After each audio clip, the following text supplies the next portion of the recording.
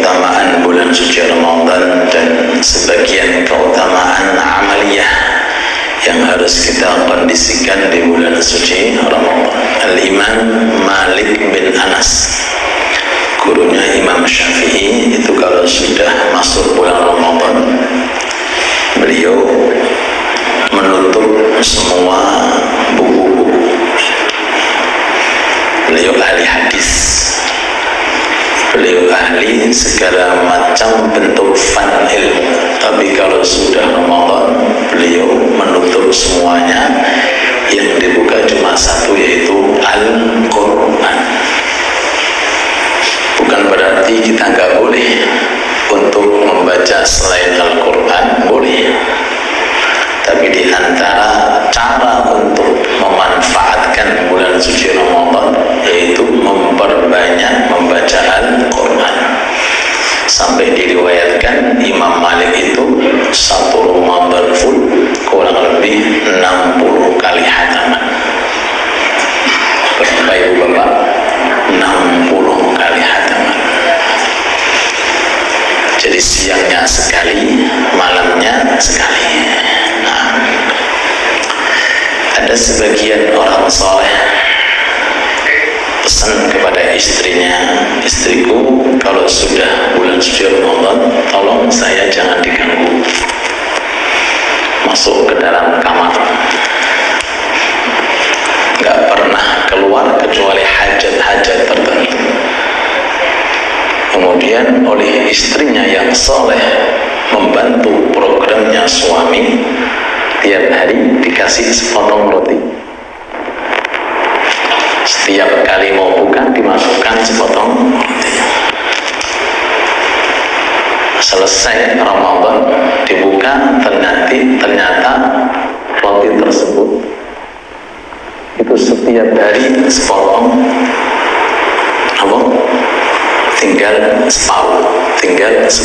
tinggal separuh. Ditanya, wahai suamiku, selama bulan Ramadan kamu makan dengan apa? Dijawab, aku sudah kenyang dengan Al-Quran. Kita sudah sampai nomor dari Dewa disampaikan Pertamina, sakit mawaneh Pertamina, bahan bakar sama kita. Sayyidina Muhammad bin Hasan Jamalullain kalau bulan Ramadan khusus beliau nggak mau baca Quran di siang hari. Ditanya, kenapa wahai imam engkau tidak membaca Quran di siang hari? Kata beliau, ini madhabku,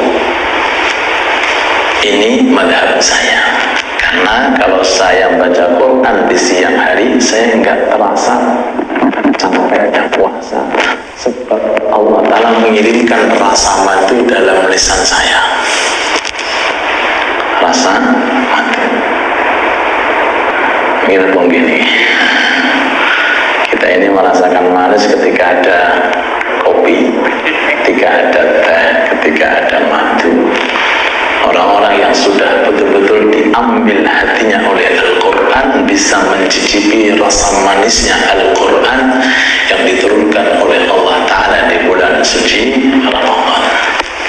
Sampai saking mulianya Ramadan itu, Jibril turun per malam tadarus kalian Nabi Muhammad SAW. Tadarus kuning. Malaikat itu, maaf, gak bisa baca Quran. Ya, makanya malaikat itu paling senang mendampingi orang yang ahli Al-Quran, sebab malaikat itu merasakan kelezatan mendengarkan Al-Quran. Ya, kecuali malaikat Jibril. Semua malaikat dikasih ibadah macam-macam, kecuali baca Al-Quran tidak diberikan kepada para malaikat, kecuali malaikat. Makanya beruntung kalau orang lisannya mudah membaca Al-Quran, menunjukkan di dalam mulutnya itu menjadi tempat malaikat menjaga.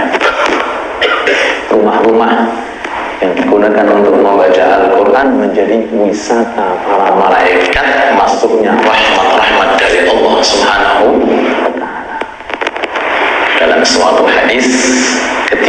pada rumah-rumah yang di dalamnya digunakan untuk membaca Al-Quran, maka malaikat yang di atas memandang rumah tersebut seperti kita memandang lintang dari bawah. Tadi kelihatan rumah, kelihatan terang. Terangnya dari mana ini? Dari bacaan ayat suci Al-Quran. Ini baru kondisi rumah. Bagaimana kondisi hati kita, bagaimana kondisi akal kita, bagaimana kondisi lisan kita, bagaimana kondisi mata kita. Cuma karena lemahnya iman, kadang-kadang lagi orang menit sekitar yang melipatnya kabur. Dan dulu film orang jempol kabur-kaburan. Permasalahannya di situ. Kita kurang tulus minta sama Allah, kurang tulus berharap kepada Allah seperti tulusnya tadi cerita. Gak bisa baca Quran, cuma delotok sampai melalaikan air mata. Sampai meninggal dunia belum pernah terucap satu kalimat Quran. Tapi Allah tidak pernah menyanyiakan segala sesuatu yang hanya berkaitan dengan Allah. Rajulun qalbuhu mu'allaqun bil masajid. Selain cerita Quran, ada orang enggak pernah ke masjid, hatinya cinta dengan pengen ke masjid enggak kesampaian, pengen hadir masjid enggak kesampaian, baru cinta tok.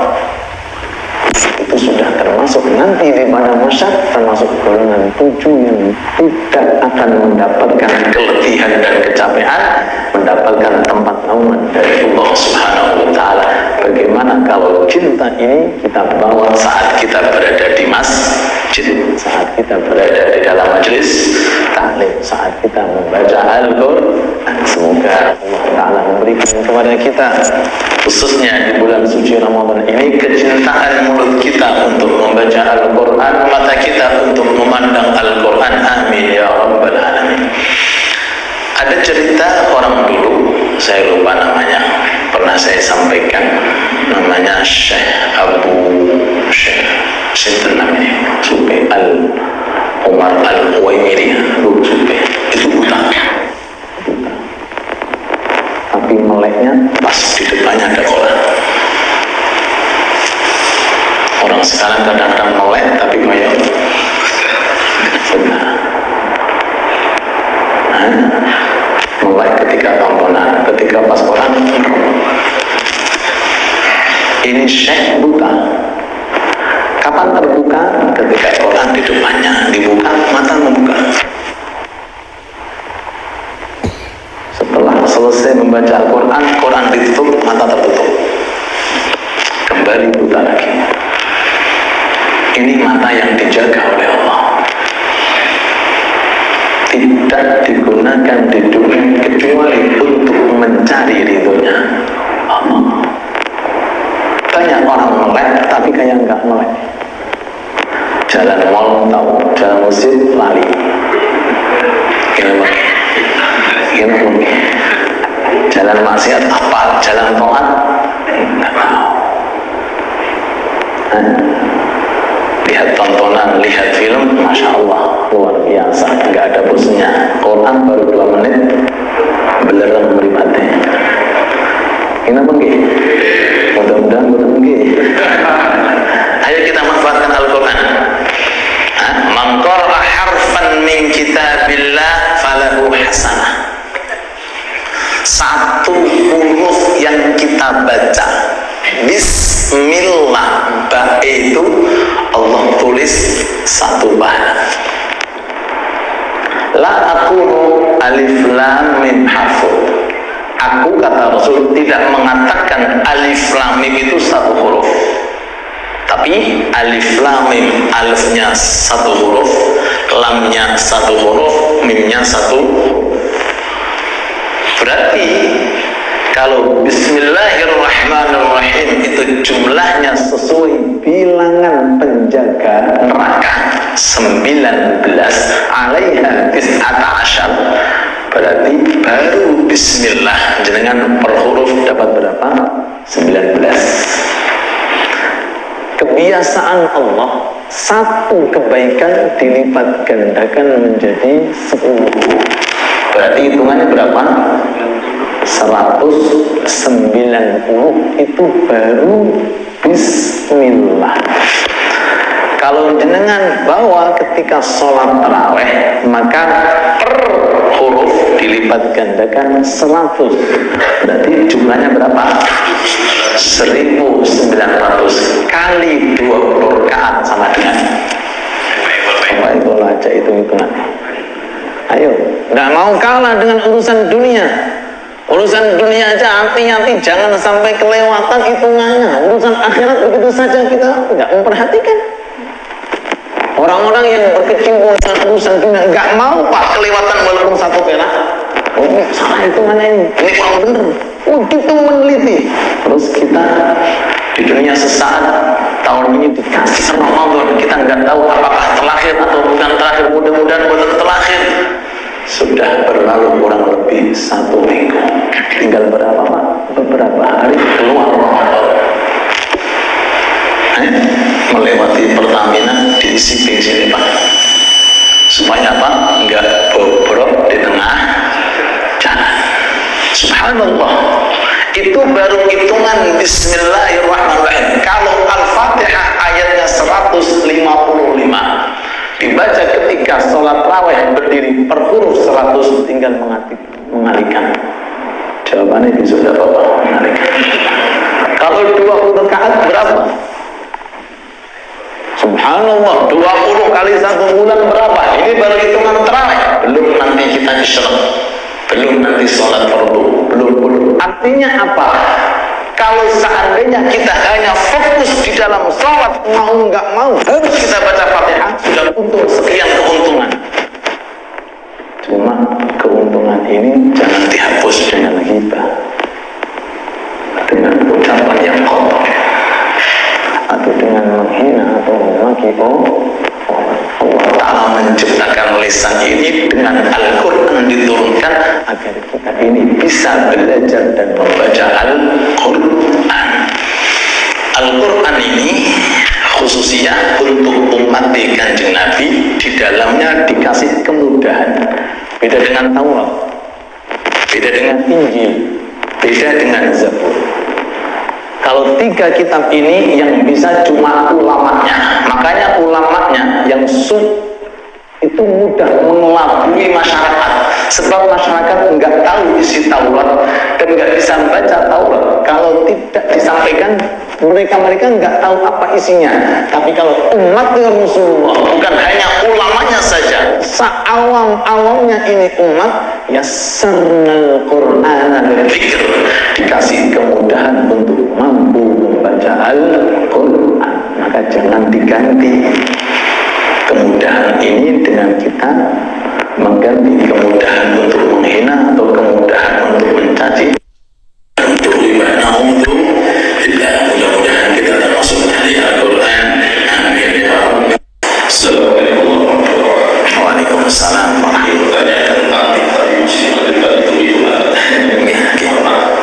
Jadi dijelaskan tadi membaca Al-Quran per hurufnya sunnah.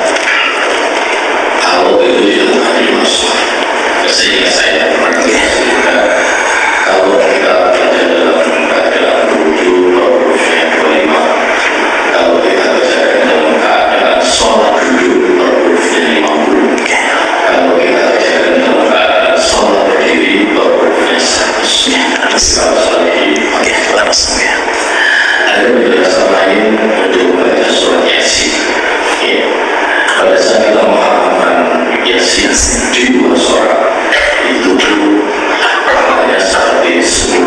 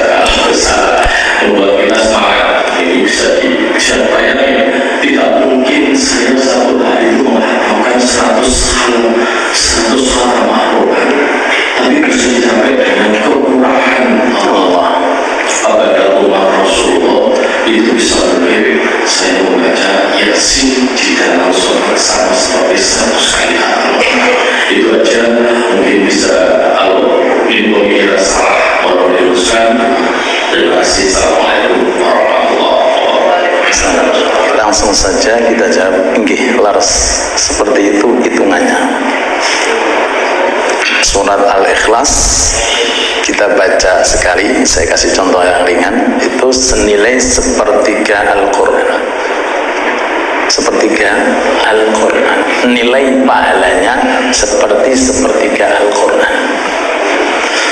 Karena Al-Quran isinya 3, hukum dan cerita dan tauhid. Hukum, cerita dan tauhid. Dan ikhlas ringkasan daripada tauhid. Jadi kalau seandainya seseorang dia bisa mengatakan alhamdulillah barusan saya khatam Quran. Kok bisa? Iya, ikhlas 3 kali. Ini sajian Allah harus kita terima. Ini sajian Allah harus kita terima. Dan ini khususnya kita sebagai umat Nabi Muhammad yang tidak ada pada umat-umat terlebih dahulu. 3 kali Al-Ikhlas senilai khatam Al-Quran. Berarti kalau ikhlas dibaca setiap tarawih sebagai penutup dari 2 rakaat akhir itu Al-Ikhlas, tinggal mengalihkan berapa per huruf itu baru Al-Ikhlas. Belum keterangan Yasin sekali dibaca senilai 10 kali hataman Al-Quran. Cukup ibadah bagi lisan kita, khususnya bulan Ramadan mumpung masih ada, perbanyak membaca Al-Quran. Subhanallah. Dan Al-Quran tidak harus paham, tidak harus tahu artinya. Kalau maaf lagi, tanpa merendahkan siapapun, ada orang bisa baca ini, bisa baca, tapi kalau nggak tahu artinya percuma. Dia baca dari awal sampai akhir, kalau nggak tahu artinya nggak dapat apa-apa. Cuma dia dapat pahalanya, dia memanfaatkan waktu dengan ibadah. Tapi kalau pahala per huruf enggak, kecuali Quran. Imam Ahmad bin Hanbal pernah bermunajat kepada Allah, dikasih kelebihan oleh Allah, dibukakan hijab satir. Imam Ahmad mengatakan, ya Allah, ibadah yang paling afdal di akhir zaman untuk umat ini apa? Dijawab, baca Al-Quran. Imam Ahmad melanjutkan, apakah harus faham? Kata Allah, faham tidak faham, ibadah paling afdal adalah membaca Al-Quran. Syuhada Uhud, banyak yang meninggal dunia, digali sesuai dengan bilangan orang yang mati syahid. Hendak dimasukkan, kata Rasul, jangan dulu, saya cek dulu mana yang paling banyak baca Quran, dahulukan. Yang paling pantas sowan kepada Allah dahulu, yang isinya Al-Quran paling banyak. Bukan kok yang satu ATM paling banyak, bukan kok yang mobilnya paling banyak, bukan, tapi mana di antara mereka syuhada yang paling banyak baca Al-Quran, dahulukan terlebih dahulu. Orang yang paling banyak ibadahnya layak untuk didahulukan, maju ke depan sowan kepada Allah, walaupun di dunia minim tentang urusan dunia. Sayyidina Sufyan Ats-Tsauri pernah ditanya, wahai Imam Sufyan Ats-Tsauri, mana yang lebih utama, jihad atau baca Quran? Perang melawan musuh-musuh Islam ataukah tidak perang tapi fokus baca Al-Quran? Dijawab, baca Al-Quran. Kok bisa Imam? Sabda Rasul, khairukum man ta'allamal Quran wa 'allama. Orang yang paling baik di antara kalian orang yang belajar Al-Quran dan mengajarkan Al-Quran. Terus monggo dimanfaatkan mumpung masih ada umur. Jangan disia-siakan umur. Wabil khusus saat ini kita bulan suci Ramadan harus punya target untuk sekian kali hataman. Insya Allah targetnya berapa? Monggo pilih masing-masing. Ada yang 1, manfaatkan per hari 1 juzuk. Mungkin ditambahi sebulan 2 kali hataman. Mungkin ditambahi 1 bulan 3 kali hataman. Tergantung monggo kekuatan orang. Ustaz, kata ibu, saya nggak bisa, sibuk merawat rumah, masak, cukup dengan singkat ikhlas 3 kali. Cocok. cocok. Ya. Daripada Qurannya digenjot masa yoga, Quran digenjot sajian untuk buka suami, tidak ada usah, ibu nggak usah baca Quran. Quran nanti aja, bikin masakan yang enak untuk suami, siapkan hidangan yang paling nyaman untuk suami, sambil kita memanfaatkan sisanya untuk Al-Quran. Nah, ketika di dapur perbanyak untuk hataman Al-Quran, walaupun surat Al-Ikhlas. Mudah-mudahan berkah, amin ya rabbal alamin. Waalaikumsalam warahmatullahi wabarakatuh.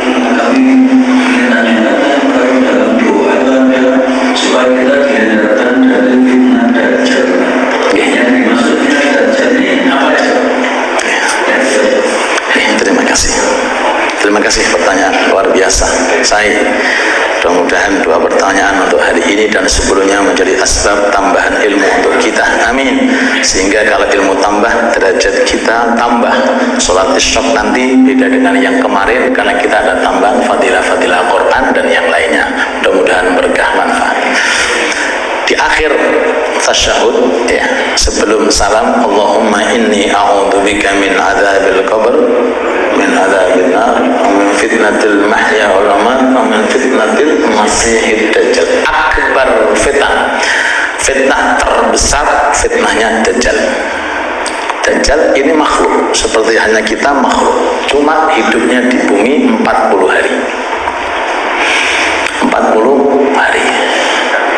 Ya, jadi Dajjal itu makhluk ciptaan Allah yang membawa fitnah untuk menguji keimanan manusia di akhir zaman. Fitnah dari segi wujudnya, cuma pemahaman ulama yang begitu luas sekarang ini. Kalau untuk maksiat ya Dajjal, mobil untuk maksiat ya Dajjal, televisi untuk maksiat Dajjal, duit kayak maksiat Dajjal. Dajjal itu intinya adalah fitnah untuk mengkeroposi iman kita sebagai orang mukmin, membuat malas ibadah, membuat malas ngaji, seneng maksiat, apapun namanya Dajjal. Dengan pemahaman yang umum dikatakan Al-Masih karena nggak pernah berhenti, berkelana terus. Ada yang mengatakan masih pakai hak, ada yang mengatakan masih pakai kho, karena hidupnya menggunakan mata satu. Kalau Jawa ini jenenge kekero. Jadi matanya itu maaf mendulu, medal dari tempatnya. Orang mukmin pasti tahu Dajjal karena di sini ditulis kaf fa ra. Punya surga, punya neraka. Punya surga, punya neraka. Bisa menghidupkan yang mati, bisa menumbuhkan yang mati, bisa menurunkan air hujan.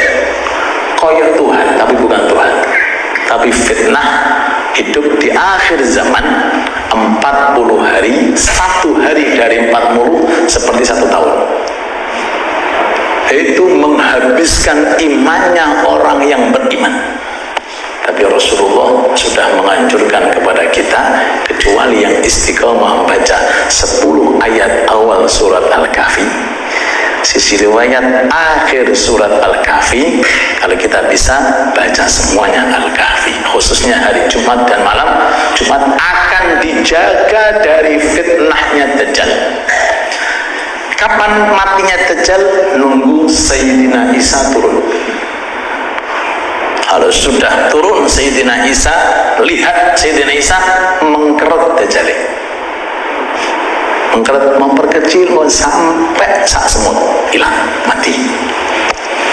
Karena melihat cahayanya Nabi Isa, kekuatan iman yang dimiliki oleh Nabi Isa, sehingga Dajjal itu menyusut tubuhnya menjadi kecil kemudian hilang. Itu fitnah Dajjal. Mudah-mudahan kita terhindar.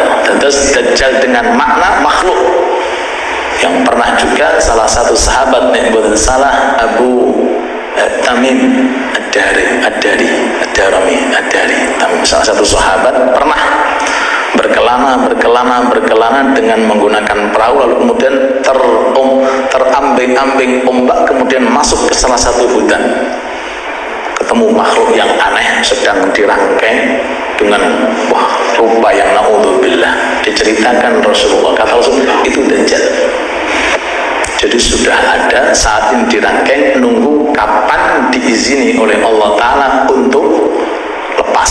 Setan pun juga makhluk Allah, diciptakan untuk menguji keimanan manusia, karena dunia itu penuh dengan ujian. Maka dengan majelis taklim ini, dengan kumpul bareng-bareng, menguatkan iman kita, dan insya Allah kita semuanya terhindar dari fitnahnya Dajjal